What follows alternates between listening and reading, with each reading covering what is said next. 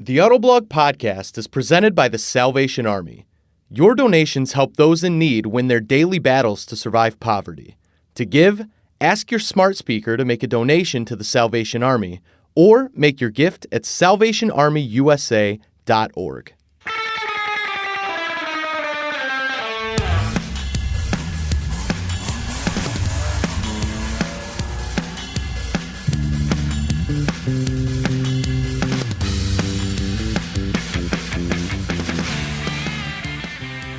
Welcome to another episode of the Autoblog Podcast. Today we're going to talk about the LA Auto Show. I'm Greg Migliore. Joining me today in the studio is senior editor John Snyder. What's up, man? Hey, how's it going? It's a pretty green auto show. It's a very green auto show. Also in the studio, assistant editor Zach Palmer. What's up? We're a long ways from LA, but still feeling a lot of the power from that show. It's a pretty big show this year. Yeah. I kind of wish I had gone. I thought about going, then thought, well, I've got some other things to do. We've got people out there. Not a big deal. But this is the second straight year I wish I had gone to LA. It's a cool show this year. So I guess we got to jump right in with the Ford Mustang Mach-E. Huge reveal. It actually happened Sunday night. Off-site, kind of in Tesla's neighborhood. Interesting. I'm sure purely coincidental choice of, revealing location. And then, of course, Ford is at the LA Auto Show. So, we've really looked at this car from all angles, looked at the name from all angles, definitely head to our site. We probably have close to a dozen stories up about this thing now. But, and definitely we want to hear what you think. Chime in on the comments, reach out to us on socials. But real quick reactions for the podcast audience. Let's start with you, Zach. So the car, I love it. I think it's, it's exactly what the market needs right now. It needs a fast electric crossover, which you alluded to with the name. I don't love it. It really just doesn't feel like a Mustang to me. It looks a lot like a CX-5, especially if you remove the black roof and think about it being an actual like painted color of the car. It just doesn't really look that unique or special to me. But that said, I'm very, very excited to drive it. It looks very fast, especially the GT and the GT Performance trim. Really, really psyched to actually get behind the wheel of this car. The interior is like totally new from Ford, like nothing we've seen before. It looks, a whole lot, inspired from Tesla with that giant 15+ inch screen in the center. But it does have the instrument cluster, which I really like. Yeah. That's a big plus for me. Right in front of you too. That's important. This is I love the car too, on its own. And I keep thinking about the Mustang name. I understand why they brought this out first. If you want to sell EVs, give us a crossover. But I kind of really wish that Ford would have kicked off its, new EV program with an actual electric Mustang. That made it like super desirable, I think. Wouldn't have pissed off as many Mustang fans by making an actual electric Mustang coupe. And it would make EVs cool for Ford. Everyone would be like, oh, Ford's EVs, the very first one is this super fast actual Mustang. I think that would have been a good move for them. I know they wouldn't probably have sold as many as they will of this. But that might not have been an issue with supply constraints for batteries. I think they should have done a real Mustang first. So I agree with that. I don't know if I necessarily really care if they did it first or not, but I do 100% think they should do an all-electric Mustang. I think that would be outstanding. Just the performance, then you get the traditional looks of the Mustang. That's awesome. The naming part is where I think I get a little tripped up with this particular product. Just looking at it on its merits, I think this is going to be a winner. It's a Tesla fighter. It appeals to a whole new potential kind of buyer for Ford, which I think is great. I think it looks pretty good. It's a good looking crossover. all those things. So it's priced well too. It's It really priced is. very wisely, I would say. For me, though, the hang up a little bit is the Mustang naming. Like, I'm okay with it. And I think Ford did here is they took basically their best name. You know, Mustang, F-150, maybe Bronco. But I mean, what's probably their single best name? It's probably Mustang. Mm-hmm. Let's put it on their single most advanced and maybe important product going forward. You know, debating whether this or the F-150, you know, could be more important. Mm-hmm. And they're like, we're going to play the best hand we can. I get that. That to me does make sense. Like, sometimes in life, you can't just like, you know, make everything into these neat boxes. You got to like take the best things that are in front of you and roll with it. And that's what I think they did here. And I applaud that. I think that's a bold play. That being said, personally, it is a little weird to look at a Mustang that's sort of shaped like this.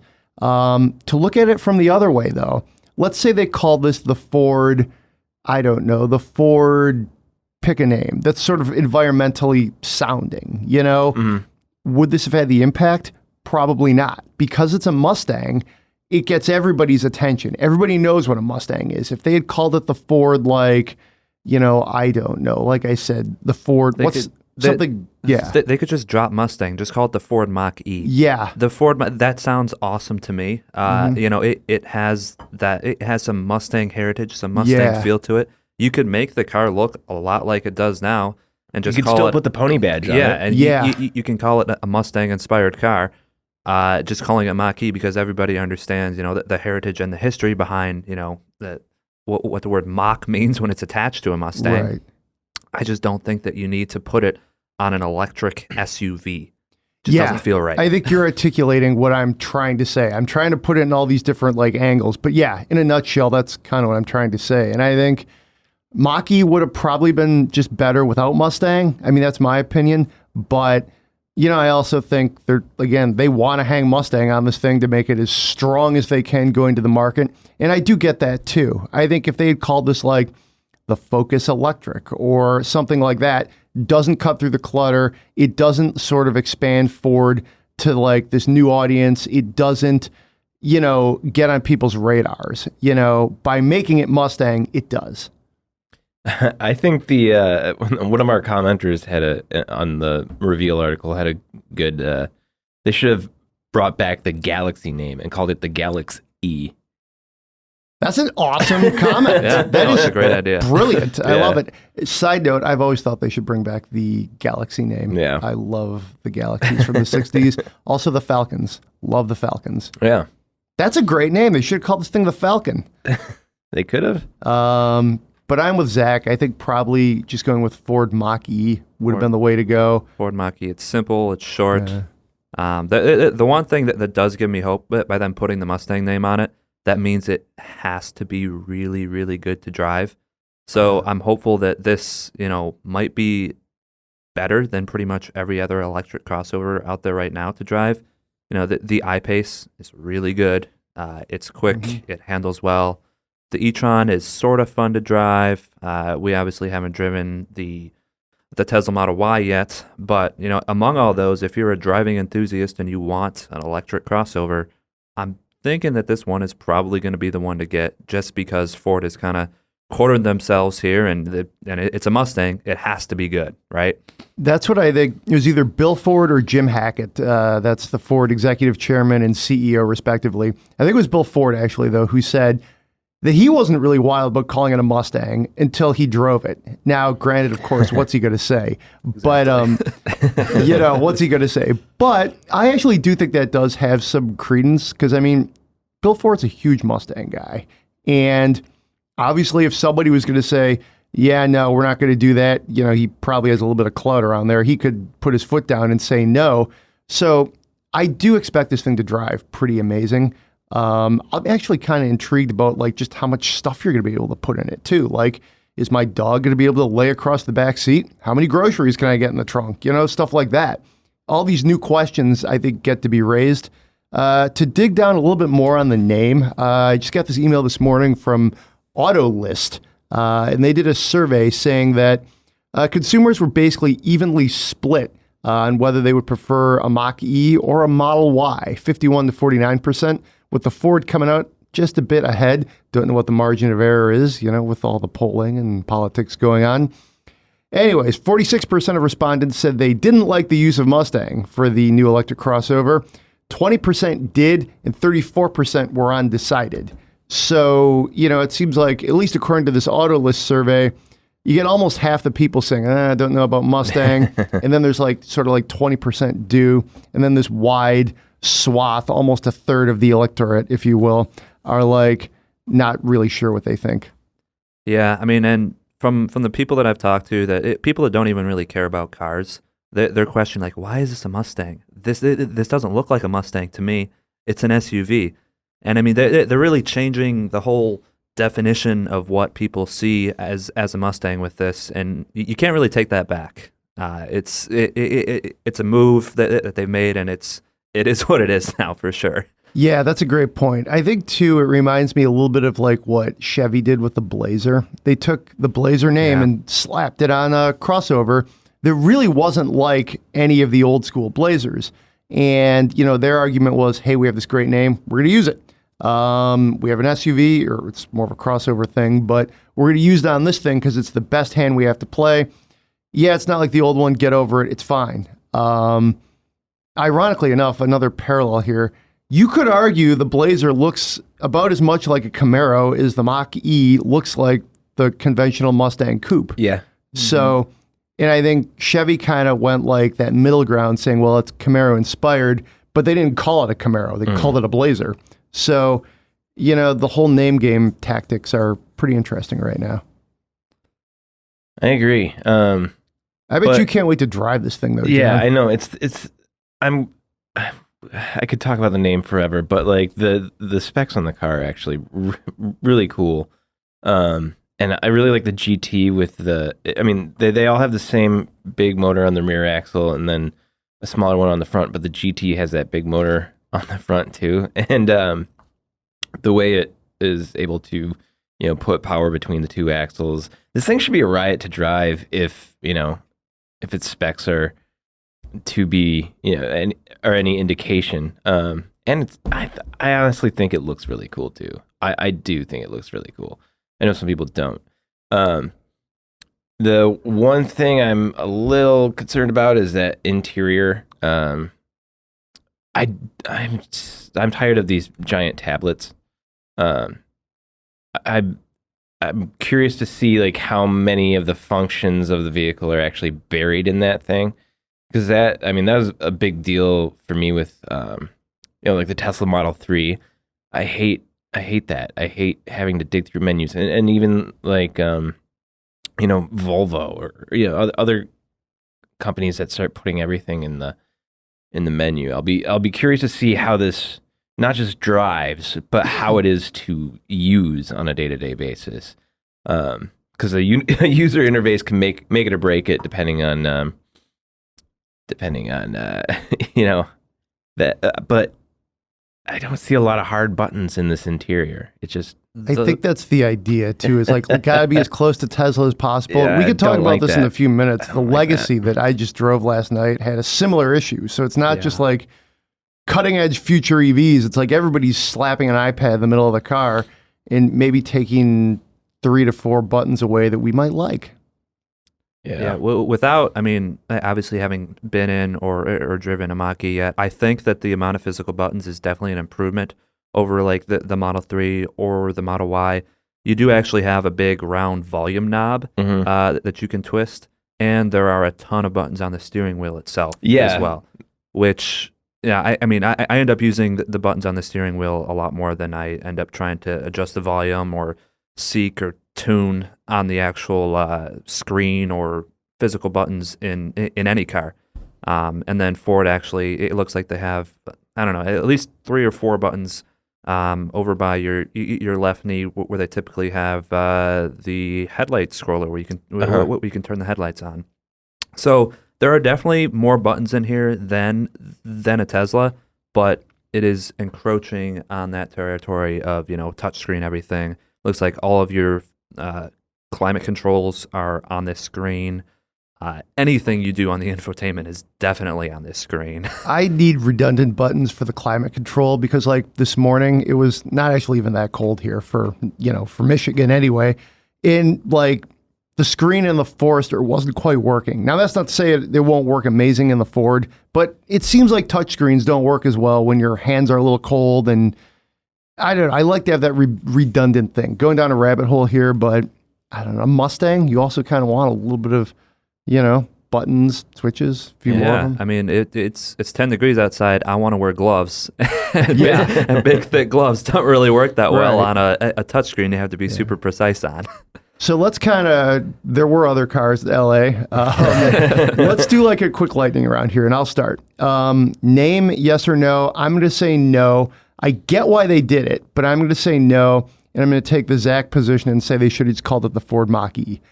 Keep the Mustang sort of pure, maybe do an all-electric Mustang, but I think it would have been better to not use Mustang. Kind of a close call, but again, I'm going to say no. Do I like how it looks? I'm going to say, yeah, I think it looks pretty good. I'm just looking at it strictly how it looks, not what the name means, all that other stuff. I just think in a vacuum, it looks pretty good. And about the driving capabilities and what it means for Ford, I think it definitely has potential to be a home run. So over to you, John. Name, how's it look, and then implications. Okay. Name, no. Looks, yes. I like the way it looks. And implications, yes, this is good. This is going to be good for Ford in general. Ford needs electric car, and I'm glad that they're doing it with a focus on performance. And it basically has to be an SUV. So even though I still would like the electric Mustang, actual Mustang as a halo car, this is good. Sounds good, Zach. Name, definite no. Make it Mach-E, and I'm all in on it. But the Mustang, that's a no from me. Looks, all of them except for the GT trim, I don't really care for that much. I find it to be a little boring. The GT though, I dig that. I like the bigger spoiler, the mesh grille that's different than the body color. All the extra aggressive treatments on the GT, and even the GT performance looks even better. Yeah. And then as far as like implications, what I think it's going to be, I think it's going to be great. It's an electric crossover. The only thing I wish that Ford was doing was that it was coming out sooner. We're going to have to wait an entire year for it to actually hit the street. And the GT isn't coming out until early 2021. So this is somewhat uncharacteristic of Ford. I think I'm not sure that they've actually revealed a car and then it's time to wait like a full year to actually see it on the road. So, but yeah, I mean, ultimately, I think it will be good. Have we actually seen the Bronco yet? As I think about this out loud, no, we haven't. I was going to say this isn't. Yeah, I mean they haven't revealed it, but I guess they announced it, and then it's like, okay, it's not going to be on sale until far into the future. So there's some precedent for this really long rollout, but yeah, to your point, this is kind of weird. I think they kind of needed to let everybody know, yeah, we're doing EVs. Don't forget, we're doing EVs. Okay. Other things at the LA show. I know you guys were both pretty fired up about the RAV4 Prime Optimus style.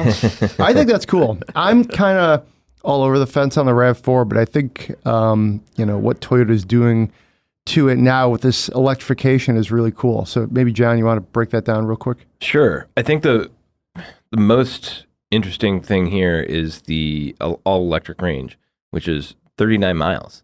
That's awesome. Yeah, for a crossover. That's a lot. And that's more than most people commute back and forth in a day, and then some. So, depending on how easy it is to keep in electric mode, this will be you won't have to go to the gas station very often at all. Maybe once a month for most people. 5.8 seconds from 0 to 60 for the segment. That's really good. That's pretty quick. So that's like a Mustang was from 15 years ago. Yeah, and it's got 302 horsepower. It'll only be available in the SE and XSE trim levels, but that's okay. But yeah, I think it's gonna be pretty sweet. I again, that 39 miles of battery power is really impressive. I think they should have maybe given it Supra styling cues and used the Supra name on it. Extend the range. The Toyota RAV4 Supra Edition. Right. Oh my Be god. great for our search engines, right? I think this is cool though. It's like, Family Guy. I think this is awesome. One kid, you could put him in there, get some like almost 40 miles of range. Like this a lot. Also good for all people, if you will. I hate to sometimes throw the family lens on it. But yeah, it's a cool looking crossover. Zach, you were kind of fired up about this too. Yeah, no, I love the fact that Toyota is taking green cars and they're making them fun. Like the fact that this plug-in hybrid is actually going to be like really fun to drive, thanks to making it a plug-in. It's not a boring green car. It's actually the fastest RAV4 in the lineup, and it's going to be the most fun to drive. We're seeing that a lot now. Is the green car is the fastest one? Yeah, and no, I am so for that. Every opportunity you can make to make it more efficient and more fun to drive, I am completely for it. It makes a car that is otherwise, a pretty boring-ish crossover. The RAV4 is, it's one of the best-selling crossovers out there. Ton of people buy them, but they're not exactly the most exciting thing. And plug-in hybrid technology has changed it into something that enthusiasts can kind of get excited about. Totally. The redesign from a couple years ago to make it more of like a outdoorsy sort of vehicle, I think really helped it. For sure, yeah. Yeah, I mean, it just looks a little cooler. Cool. How about, since I'm taking a sip of seltzer water, let's talk about the Kia Seltos real quick. Okay. That one just came out of nowhere for me. I think it looks really good. I kind of like the name. I hate to get overly done with like names here. This is a great line here in a story written by one of our European freelancers, Ronan Glan. He says, named after Seltos, the son of Hercules, the Seltos with an S. ... goes on. But yeah, it's named after the son of Hercules. That's kind of amazing. And let's see. I mean, it kind of reminds me of the Venue. I think it basically is like a Kia version of the Hyundai Venue. But it's on, I think it's on a different platform. Is it? Yeah. Okay. But so I'm curious to see why they did that. But it goes between the Soul and the Sportage. yeah. So, but it looks pretty cool. It looks fun. I can see myself driving one of these. Yeah, I mean, I think that if you were in the market for a Soul and you really like that car, but you want all-wheel drive, this is the car to get, because that's the a really Soul good doesn't point. offer all-wheel drive. Yeah, that's a really great good point. frankly, I like this better than the Venue and the Soul, just by looks. I think that front end looks great. Interesting powertrain stuff, basically straight out of the Kia catalog. But yeah, I this to me was a little bit of a sleeper car for the show. I really like the proportions of it too. It's got a nice high belt line. I like the angle of the I mean, that's a heavily raked windshield, and then like not quite straight up and down in the back, but there's a little angle to it. But it's kind of like there's a little bit of a boxiness back there. That two-tone like black roof with against the body color looks pretty good. This is I'm not always a big fan of like the floating roof look, but this is tasteful. Yeah. I'm actually going to have to disagree with you there, John. Okay. I don't like the way this thing looks. It's so busy up front.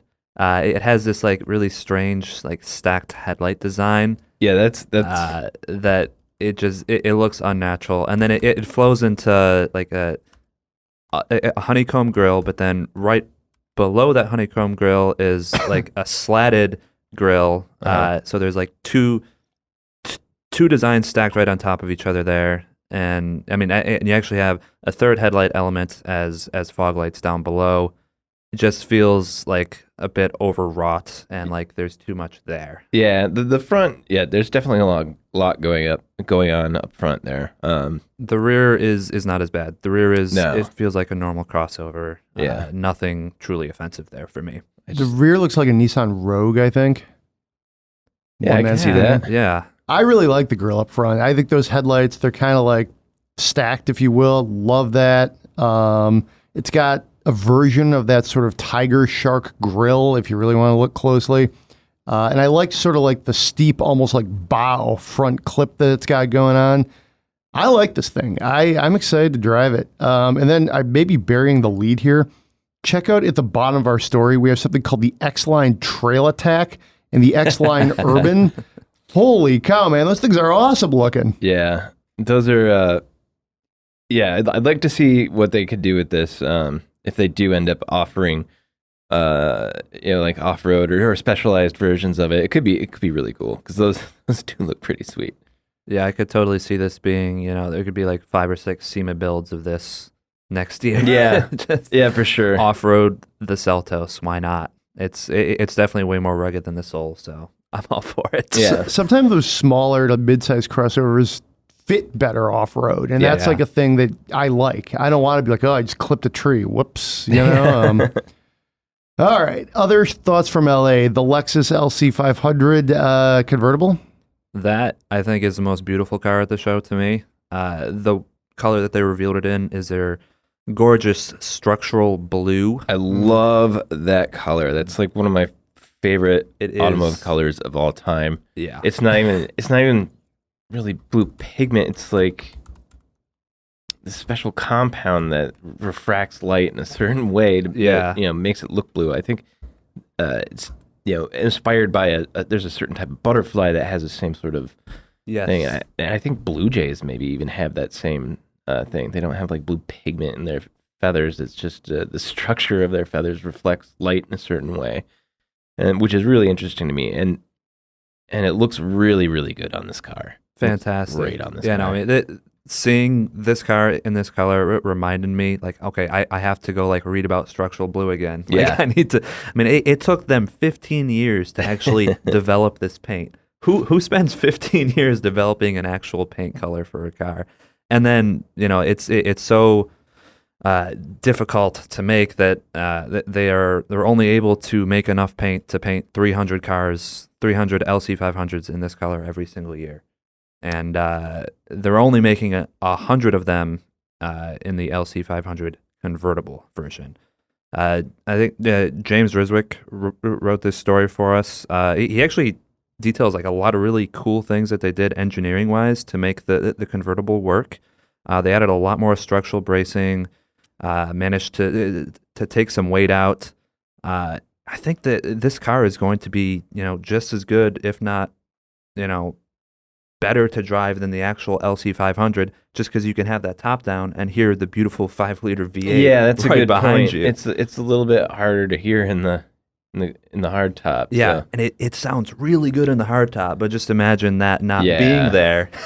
Okay, Well, I'm usually not a convertible guy, but I think I'm sold on this one. I would say forget about the paint. It's the motor is the great part about this thing. That V8 is amazing. It really is. Yeah, very cool. Other thoughts from LA. We could literally sit here for another 2 hours and talk. But other cool things from LA. There's the Audi RS Q8, which is pretty cool.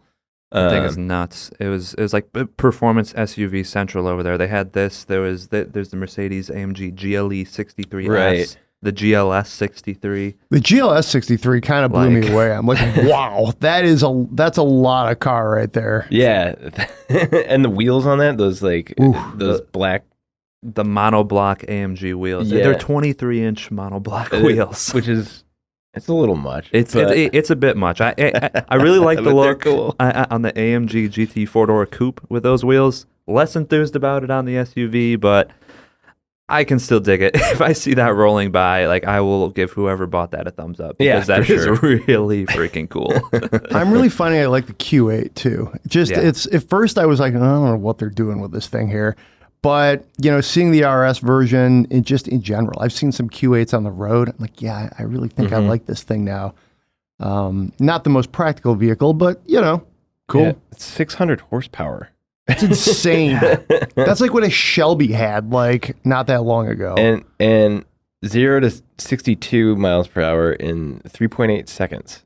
And goes to 124 miles per hour in 13.7 seconds. That's insane. And it'll do 189 miles per hour. 189 miles per hour. We're going to go to Audi Kroger SUV. and we're going to do it at 189 miles an hour. We're going to put the dog in the back. Wow. Yeah, I mean, it's an RS. It's kind of its own thing. Yeah. It does what I like performance SUVs to do from a design perspective too. They got rid of the plastic wheel arches and they painted them body color. Yeah. It brings the whole thing way lower to the ground. Makes it look a lot more like a hatchback than a rugged crossover as well. I agree with think you is on perfect. that point. And in general, Yeah. hate the plastic wheel arches on any SUV unless there's a purpose for it. I hate it. It drives me crazy. But yeah, so if you're going to paint it body color, please do. That makes, to me, it just classes up any SUV. Yeah. Agreed. I digress. But yeah, that's a bit of a sore spot with me. All right. Well, that's the LA Auto Show. You guys have both been doing a lot of hard work. So if you're listening along, check out the articles these guys have been really, cranking out. Be sure to check out all of our coverage on the LA Auto Show on Autoblog. Hit us up on all of our social platforms. Tell us what you think. But right now we're going to transition over and talk about what we've been driving. So let's talk about the Chevy Colorado. This is a crew cab LTZ 4-wheel drive, but the story here is it's a Duramax diesel. John and Zach, you took this to Ann Arbor last couple nights. This thing looks like a fire engine. It's bright red, tons of chrome. I think it looks awesome. But the diesel. Yeah. So I drove the Ram Eco Diesel a couple months ago. And so I was sort of comparing this to that. I feel like the diesel in this is a really good fit for this truck. It feels it's not too loud, but when you're outside of it and you hear it, it sounds really good. Paired to that 10-speed automatic, it's pretty nice. When sort of some diesels, start to run out of steam as you're, getting on the highway, higher in the rev range, it's always sort of in the right spot. It's got more gears to choose from. Plus, it's got a little bit more horsepower, like 17 more horsepower than that. So a little bit longer lasting. You can bring it out a little bit better. But yeah, just in general, it was very smooth, very comfortable, a good fit for this truck, and yeah, I liked it. And this brought the whole Silverado up in my general estimation. Now I'd put it, probably on par with the F-150, where I used to put the F-150 in front of it. Ram's still my favorite, but. I would agree with that assessment. And the Silverado is I'm really starting to warm on the Silverado. It's kind of trim specific, but Yes. yeah, I don't know. I'm warming up to it. Sorry, Zach, cut you off. I don't think that I'm as warm to the Silverado as you guys, but I think that this particular configuration of the Silverado is pretty freaking good. The big thing with this is that it beats pretty much every other diesel truck when it comes to fuel economy. I tried my best to get as good a mileage as I could this morning when I was driving in. I managed 28 miles per gallon. That's awesome. And that's on about a 50-mile commute. About like 40 miles of it is on the highway. The other 10 is like city driving. I know the configuration that we had, it's rated at 29 mpg on the highway. So I thought that 28 mpg overall was a fantastic number to get with a pickup the size that it is. It was a crew cab.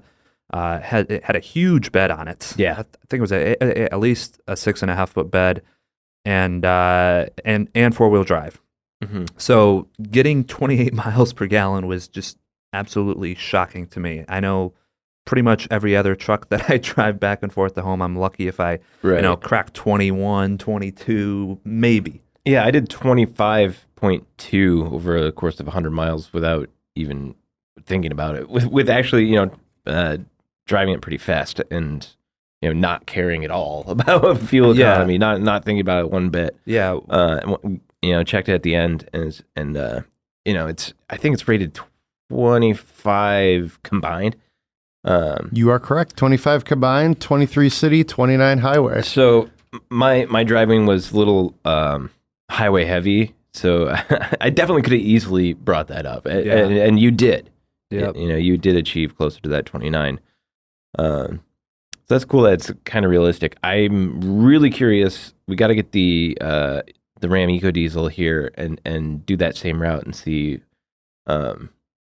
what that ends up being, because that I think is 24 miles per gallon combined. So it's pretty darn close. It's close. It's worse in the city, but I think it might also be 29 on the highway. Yeah. So going with two-wheel configurations, as in just the rear-wheel drive models, a little bit apples to apples, but the two-wheel drive Duramax Chevy is 33 on the highway, and then the Power Stroke Turbo Diesel is 30 on the highway with the Ford, and then the Ram 1500, the EcoDiesel, is 32 on the highway, and these are all rear-wheel drive comparisons. So, I think, frankly, just good. It's cool to see that full-size trucks could offer this kind of capability with diesel technology and light-duty applications. Yeah. The fact that you can drive around in a 5,500, nearly 6,000 pound truck that can tow 10,000-ish pounds and get the same fuel economy as a compact crossover.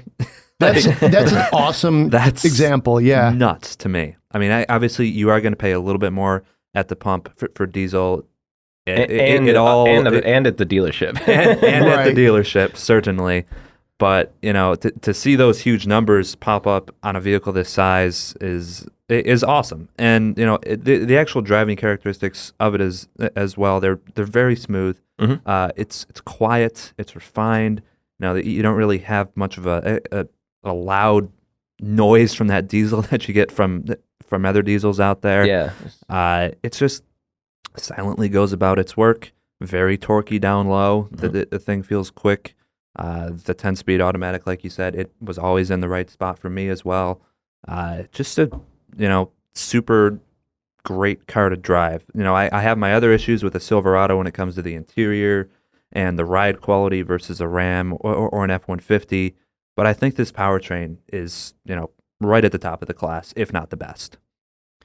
So, question for you guys. What would make you decide to get a light-duty diesel engine if you were going to buy a pickup truck?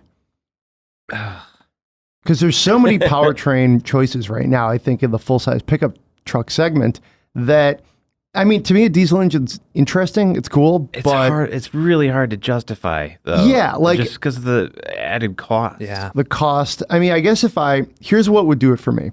If I had a lot of highway commuting and I had a lot of towing. Yeah, that's what would do it for me. I don't think maybe just the highway stuff, because I kind of like long commutes and I like highway miles. There's something gratifying about getting good fuel economy, but you really would need both of those, I think, to justify this engine. If I had an Airstream or a boat, then I would probably do the diesel, because I'd be going up north and I'd but otherwise no. Yeah, to justify the cost is tricky. Yeah, I think that your points are perfect. It's exactly what I'd do too. I'd also feel like I'd have to keep this car for a while, because I would probably be doing the math like, okay, I need to drive this car for this many years. Yeah, 15 years until it makes up its fuel cost. Until it makes up the fuel cost versus what I actually paid for it at the dealer. Yeah, I'm right there with you. And I think with a full-size truck, that might not be as hard, because frankly, people get these things almost like heirlooms and keep them, you know?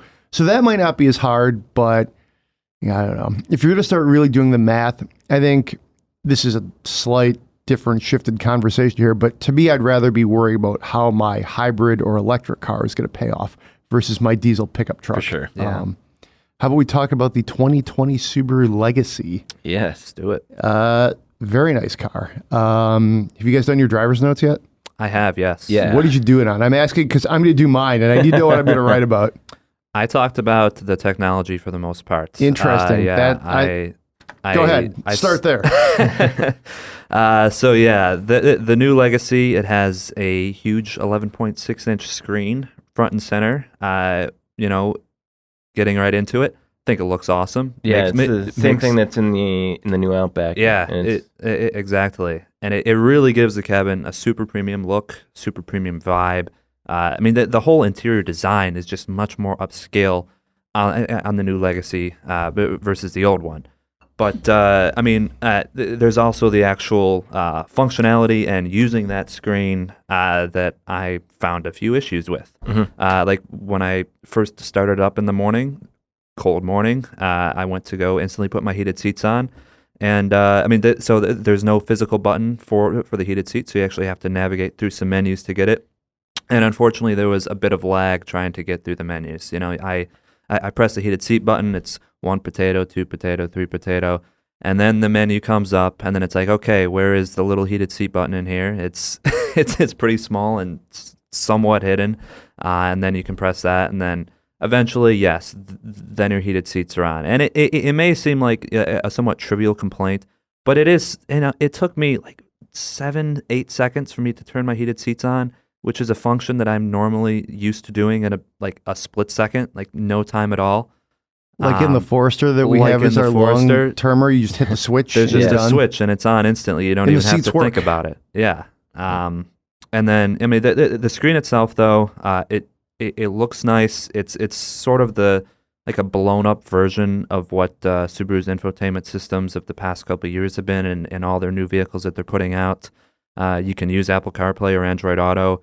It's not the best application, I think, for that, just because it is vertical and you get stuck in a small, it takes up 1/3 of the screen, whereas a lot of the horizontal screens that we have now, like a big widescreen display, the phone app control can take the entire screen, which I think is a big benefit of that. I didn't use CarPlay in it, but when you use it, so it takes up part of the screen, and is part of the rest of the screen still normal vehicle functions? Yeah, it's like a split screen. Like, see, I like that a lot. Like the RAM 12-inch screen. Yeah. Now, I like that before Apple CarPlay and Android Auto updated their apps so that you could see what you're currently playing for music and your navigation on the same screen. Yeah. But now both Apple CarPlay and Android Auto let you do that, and I don't really feel like I need that bottom screen for anything else because everything is actually in the phone app that I need.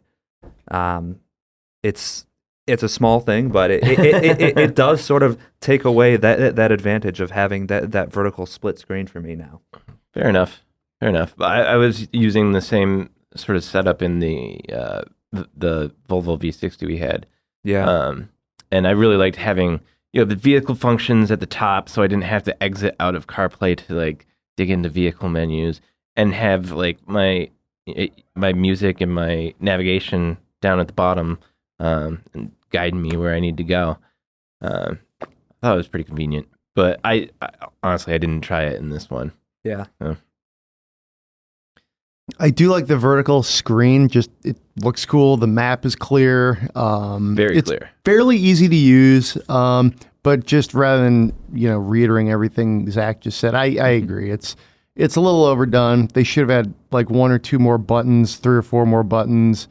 Kept it a little bit simpler. I think it's just, I don't know. It's a little too hard to work on a cold morning, you want to get in your Subaru and you want to just hit the seat heaters on. Yeah. You don't want to hit it and wonder, oh, my circulation's not going, it's not picking up my fingerprints to warm up the seats, or the vent is going too hard and you're trying to struggle to get it down. So little things. I will say this is a far better touchscreen and it's more receptive than these would have been even 2 or 3 years ago. For sure. Try to work Cadillac Q from 2013 and that is a bad one. This isn't bad, but it's also not great. Let's put it that way. But the rest of the car I really liked. Oh yeah. Interior is gorgeous. That sort of really nice. tan and the dark pieces and nice accents. Subaru's getting there with interiors. Yeah, they've been struggling. I mean, I was a longtime Subaru owner, and that was my biggest criticism. Up until just a couple of years ago. They've finally started doing interiors better. The Forester, the interior is considerably better now. The Crosstrek is like the Crosstrek Hybrids interior is really cool. And then the Outback and the Legacy now they're wonderful interiors. They're very comfortable. The seats are way more comfortable than they used to be. Everything sort of fits better. There's not like this looseness in the leather and stuff like that. Definitely higher quality than it used to be. It's finally getting to where I feel like it should be. I went on the launch of the Legacy back in, I want to say 2009. This is a couple generations ago. I was at Auto Week, and it was a great trip. It was out in Seattle. Very cool trip. But I mean, just thinking back to what that car would be like an okay used car now. I mean, if you're in the market for a decade-old car, this would have felt like a luxury car back then. Mm-hmm. And this is only $36,000 or so $1,000. Just to me, Subaru's done a really good job of iterating, advancing their interiors, and getting like the right kind of feel in there, the right amount of tech, the right amount of just creature comforts. John, the seats, that like totally rings true. I remember sitting in older Foresters and Legacies, and the seats were terrible. Yeah. Like you couldn't get comfortable. The materials, even in the upper trims, was just bad. You were like, what is going on here, you know?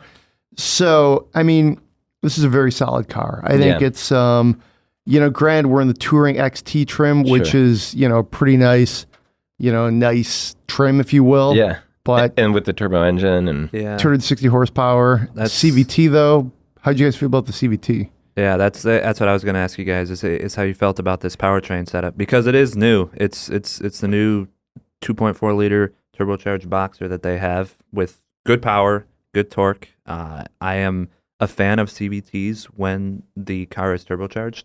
That it feels like the torque pickup is much better down low. It doesn't lull as you're trying to get up into the upper rev ranges. CVT done right. Yes, exactly. It's fine when it's like that, and the car feels quick-ish. Yeah, it never feels fast, but it gets out of its own way. Right, much better than the natural aspirated 2.5 liter will feel for sure. Yeah, I mean, I liked it. I like this. I mean, the CVT is good enough in this. Like, CVTs can be a real drag sometimes, especially if they cause the engine to drone. This one has some nice little steps built in that makes it feel a little more natural. It didn't bother me one bit, to be honest. Ditto. Like, if a CVT bugs me, I'm like, it's not doing its job. Mm-hmm. In this case, you could have told me this was a 6-speed auto, and I would have known the difference had I thought about it, but not really thinking about it. It was fine. Yeah, not a big deal. And the rest of the car, I mean, I feel like the chassis is sorted out really well. It just feels really good going down the highway, and then it's super comfortable, super stable, and then you get off the highway, and it's kind of fun. It's responsive. The steering feels a little artificial, but it's precise and easy. I was lucky enough to have a lot of snow on the road when I was driving this home. Man. And man, this I don't know, Subaru. There's something about Subarus in the snow. They just, and I was driving the Outback, which similar, but that was on dirt roads. when the road gets a little soft and loose, these things feel so good. They feel like they're in their natural element. This Legacy, I was going around a corner, hard packed snow. I'm like, let's feed in a little more power without doing anything with the traction control or anything, and it happily gets a little bit of a drift going, and holds it, and I without any feeling like I'm gonna spin out, or I'm gonna toss the car too far off to the side or anything like that, and you can just sort of sustain it, and it's really fun, really controlled and really fun. I actually noticed the same thing when I I goosed it around a corner one time when it was wet out. Yeah. When I was driving in, and it was like, oh, a little bit of opposite lock here now. this is fun. Yeah. I was not expecting it, honestly, from the Legacy. Legacy. Yeah, so. but it was there. Yeah. Subaru, I think this new platform that they're sort of rolling out across their product portfolio is really good portfolio. It is. Really good platform. It is. It's sturdy. A lot of the sort of ride imperfections are ironed out. It's quieter. It's stiffer. It's just it's better. Every car that they've put on that so far, the Forester, the Outback, and the Legacy, it's made a huge improvement for all of those. I think it's really, improvement across the board, and little things too, like the steering just seems a little bit better. Right. The brakes seem a little bit better. I think this is a very smart move. A lot of times companies talk about how, well, we invested all this money in this platform, and your average consumer, okay, what does that mean? This, as critics, I think it's demonstrably better. So I'm curious as to what you guys think. This is an interesting segment. There's some good cars in it. The Accord, the Mazda 6. Yeah, well, The Ultimate has all-wheel drive now, too. yeah, that's a good point. What? Any ideas of what you'd pick? I think for me, it would be if living here in Michigan, it would be the Legacy. If I didn't live in Michigan where there was snow, I would go with the Mazda 6. I am Accord every day, no matter where I'm living. It's a great car. I would just buy winter tires for it. I'd get the 2-liter. I'd be happy with either the manual or the automatic. Honestly, if it was a daily driver, both transmissions are fantastic to use, and the car just handles and drives so much better than pretty much everything in the segment. It is, and I also think it's the best looking car in the segment as well. You get the sport trim with the big wheels, and the thing, it just rises above everything else for me, even without all-wheel drive. It's the car I'd pick. I would go with Mazda 6. I think it's slightly better looking than the Accord. Both great looking. I would go with the Mazda 6. I think it's really a great looking car, fun to drive. Yep. I will give this caveat. If it were like, I'm going to spend, $36,000, hypothetically, like, $36,795, like this Subaru costs, I would strongly look at the Subaru though, simply because you get the all-wheel drive and it does do a lot of things well. The infotainment might actually turn me off a little bit because it is a little overdone, but I guess I could also say that about the Mazda. I don't really like Mazda's like in-car connectivity features, but for me, slight edge, Mazda. I love the handling. Since they updated the Mazda 6, they just did some tweaks underneath the skin, and then gave it the really nice interior for the higher trim levels. It's pretty fantastic. It handles super well in corners. Like it sets in and locks, and you can feel like it's like tugging itself back down on the outside. And it's really confidence inspiring. So yeah, that's what I would pick if I lived in California or something. But just I wouldn't want to miss out on how fun Subarus are in the snow if I'm living in Michigan. I will say this, there is something about like being in the winter where I want as much capability on my side as I can get in the winter in Michigan. So that's where like when I really start to think like buying decisions for myself, that's where you do start to maybe steer towards all-wheel drive. I don't know. I drove it was either a 6 or maybe a 3 last year, Mazda, in like January or February, and it was fine. Zach, you probably don't remember the car spreadsheet off the top of your head, but I feel like we had one of these. It was cold out. It may have been on winters. It may not have been. But I mean, they're front wheel drive cars. Like they'll be okay. Yeah. So, kind of a counterpoint, but I do like a lot of capability in the snow.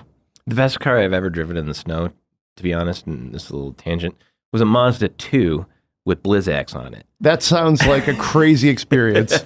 We had one.